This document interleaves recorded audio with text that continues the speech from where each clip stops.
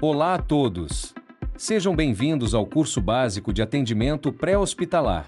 Hoje, vamos abordar um dos temas mais críticos e fundamentais para a sobrevivência em situações de emergência: a reanimação cardiopulmonar cerebral, que chamamos carinhosamente de essência vital. O nosso foco é preparar vocês para agir com precisão quando cada segundo conta. Neste curso, nosso objetivo geral é triplo.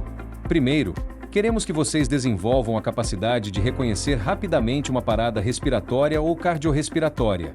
Segundo, saber como e quando iniciar as manobras de reanimação. E, por fim, realizar a desfibrilação precoce utilizando o DEA, que é o desfibrilador automático externo.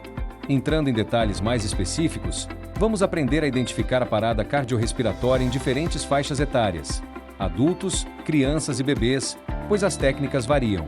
O foco é garantir que as manobras sejam adequadas para cada corpo e que o uso do DEA seja feito o mais rápido possível para aumentar as chances de sucesso. Mas, afinal, o que é uma parada cardíaca? De forma técnica e direta, é a incapacidade do coração de gerar fluxo sanguíneo e produzir pulso. Na prática, isso significa que o coração parou de bombear o sangue de forma efetiva para o restante do corpo, interrompendo o fornecimento de oxigênio para os órgãos vitais. Para começar o atendimento, a postura do socorrista é fundamental. Você deve se posicionar com os joelhos ao solo, ao lado da vítima. O primeiro passo é avaliar a responsividade. Coloque as mãos nos ombros da pessoa, dê leves toques e chame em voz alta: "Cidadão, cidadão, está me ouvindo?" Se a vítima não responder, devemos posicioná-la em decúbito dorsal, ou seja, de barriga para cima. O próximo passo é o A do ABC: abrir as vias aéreas com controle cervical. Se houver suspeita de trauma, nunca incline a cabeça para trás. Mantenha-a em posição neutra e alinhada com o corpo enquanto checa-se a respiração. Neste momento crítico, a pergunta que você deve responder rapidamente é: a vítima respira ou não respira? Essa observação visual deve ser rápida, mas precisa. Se você notar que a vítima não respira, passamos para o B: respiração e ventilação. Devemos realizar 2 ventilações de resgate, garantindo que o oxigênio chegue aos pulmões, sempre observando se o tórax se expande.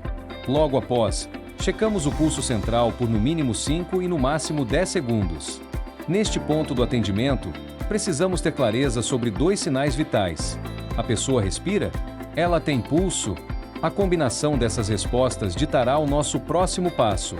Aqui temos 2 cenários. Se a vítima tem pulso, mas não respira, faremos ventilações de resgate, uma a cada 5 segundos para adultos, 4 para crianças e 3 para bebês, reavaliando a cada 2 minutos. Agora, se não houver pulso, iniciamos a RCP imediatamente com a proporção de 30 compressões para 2 ventilações, focando na circulação e observando sinais como a cor da pele e o enchimento capilar. É importante entender que as manobras de RCP servem para substituir mecanicamente o coração e os pulmões, mantendo o cérebro perfundido com sangue oxigenado.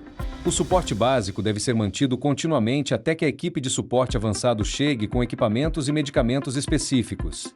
Para uma compressão eficiente em adultos, a vítima deve estar em superfície rígida. Você posicionará o calcanhar da mão sobre o osso externo, entre os mamilos, sobrepondo as mãos e entrelaçando os dedos. Mantenha os braços esticados e use o peso do seu corpo para comprimir o tórax em cerca de 1/3 de sua profundidade. Vamos agora detalhar a execução prática. Como realizar a reanimação cardiopulmonar de forma correta para cada tipo de perfil de paciente. No caso de adultos, a regra é clara: 30 compressões seguidas de 2 ventilações. Devemos completar 5 ciclos dessa forma antes de qualquer reavaliação, independentemente de estarmos trabalhando sozinhos ou em dupla. Para crianças, a frequência das compressões deve ficar entre 100 a 120 por minuto. Se você estiver sozinho, mantém-se a proporção de 30 para 2. No entanto, se houver uma dupla de socorristas, a técnica pode ser ajustada para garantir uma oxigenação ainda melhor. Com bebês, o procedimento segue a lógica de 30 por 2 quando o socorrista está sozinho. Em dupla, essa proporção pode ser alterada conforme os protocolos mais recentes. O importante é manter a constância nos 5 ciclos antes da reavaliação. A cada 2 minutos, fazemos uma reavaliação. Se a vítima voltar a respirar, aquecemos, ofertamos oxigênio e transportamos. Se apenas o pulso voltar, mantemos as ventilações assistidas conforme a idade da vítima. Se nada mudar, continuamos a RCP, aproveitando este momento para trocar as posições entre os socorristas para evitar a fadiga. Atenção a pontos cruciais. Ventilação e compressão devem ser sincronizadas para que o cérebro receba oxigênio.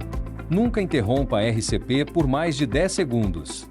Um detalhe importante: em bebês menores de 1 ano, se a frequência cardíaca estiver abaixo de 60 batimentos por minuto, já iniciamos a RCP mesmo que haja pulso.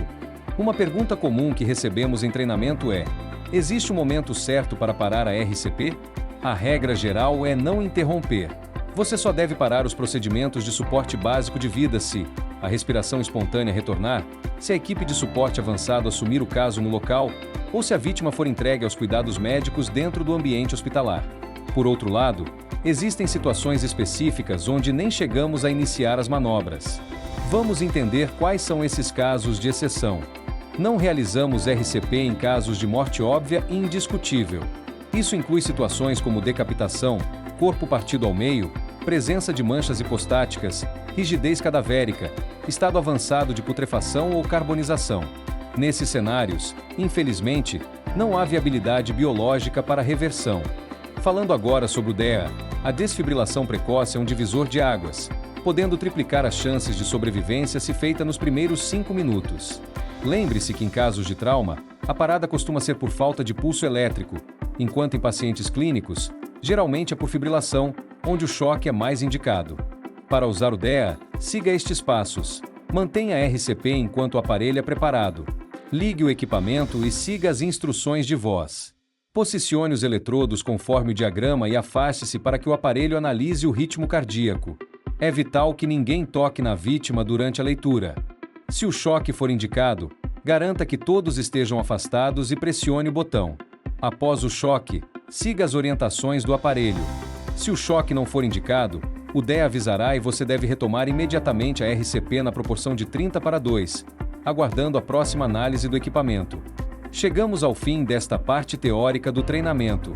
Ficou alguma dúvida sobre os procedimentos de reconhecimento, manobras de RCP ou uso do desfibrilador?